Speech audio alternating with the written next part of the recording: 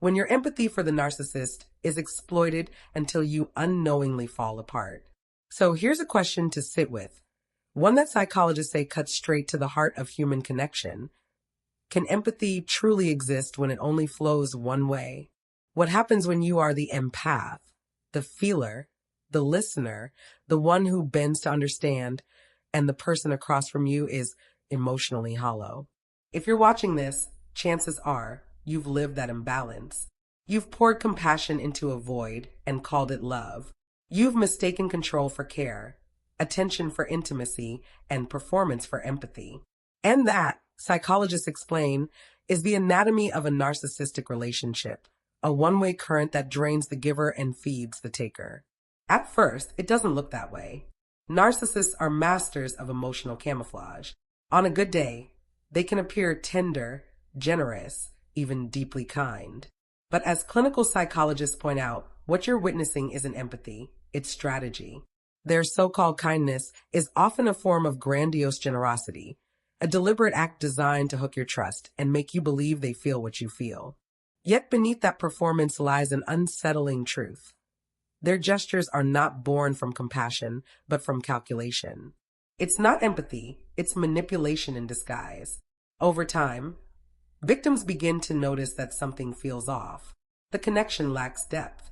There's warmth, but no safety, affection, but no attunement.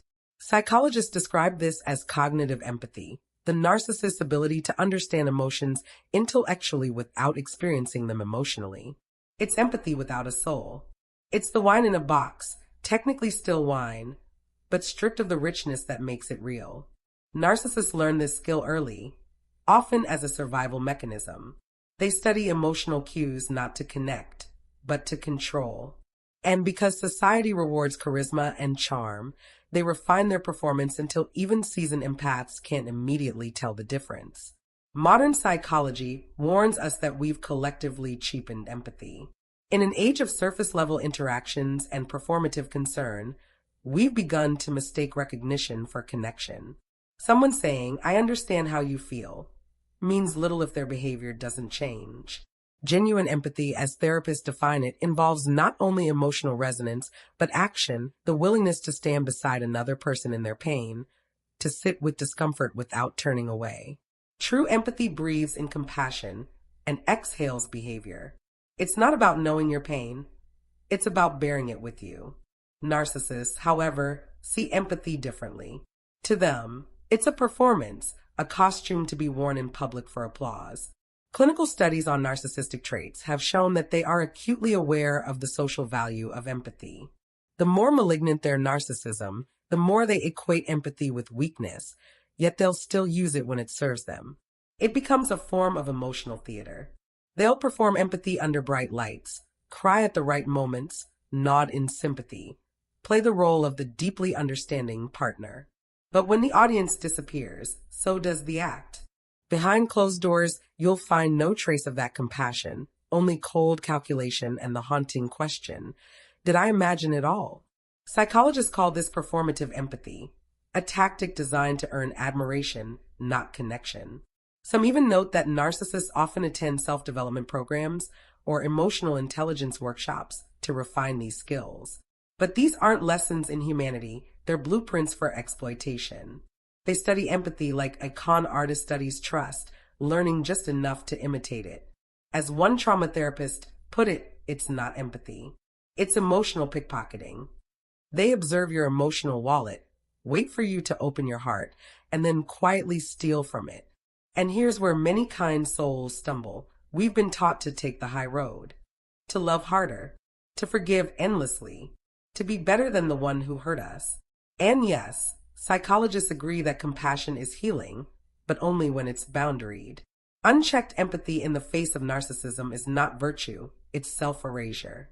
When you continue to give empathy to someone who weaponizes it, you're not healing them. You're feeding their hunger for control. Even in therapy, this misunderstanding runs deep. Many couples therapists, unless trained in narcissistic dynamics, inadvertently place the empathic partner in the role of emotional caretaker. They urge the victim to understand their partner's pain, unaware that they are coaching empathy toward a void. Psychologists warn that this can be profoundly damaging. The narcissist leaves empowered, and the empath leaves depleted, confused, and convinced they didn't love enough. The painful truth is this: empathy cannot fix what is disordered.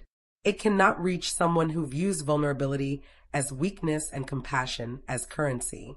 Narcissists do not meet you in empathy. They use your empathy to meet their needs. And so, the true act of healing begins when you learn to redirect that empathy inward toward the person who deserves it most, you. Protect your compassion, psychologists say, by turning it into discernment. Empathy without boundaries becomes self-destruction.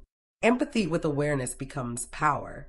And when you finally reclaim that power, something miraculous happens. The one-way street turns into a mirror.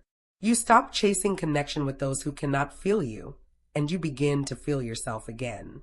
That's when healing truly begins. Eventually, that exhaustion begins to eat away at your spirit. The fatigue of loving someone who cannot love back, of pouring empathy into a hollow shell, becomes its own quiet trauma. Psychologists call this empathic depletion, a state where your emotional energy is siphoned so often that your nervous system starts to treat compassion like danger. Your body learns, painfully, that kindness costs too much. So yes, empathy can absolutely be a one-way street, but only if you walk it knowing that it ends in a wall, not a door. If you keep hoping that the road will suddenly open into mutual understanding, you will find yourself running in circles, mistaking exhaustion for devotion. To survive such a relationship, clarity becomes your lifeline. You must ask yourself why you're still there. Is it hope? Obligation? Guilt? Many people stay because they believe that understanding the narcissist deeply enough will somehow unlock their empathy, as though knowledge could rewire a heart. But psychology is unrelenting on this point. Narcissists do not heal through your understanding of them. Their lack of empathy isn't a misunderstanding, it's a structural void. No amount of love, patience, or insight will fill it. In fact, the more you try, the more you teach them that you are willing to suffer for the illusion of connection. For some, staying becomes an act of duty, a cultural, familial, or moral obligation.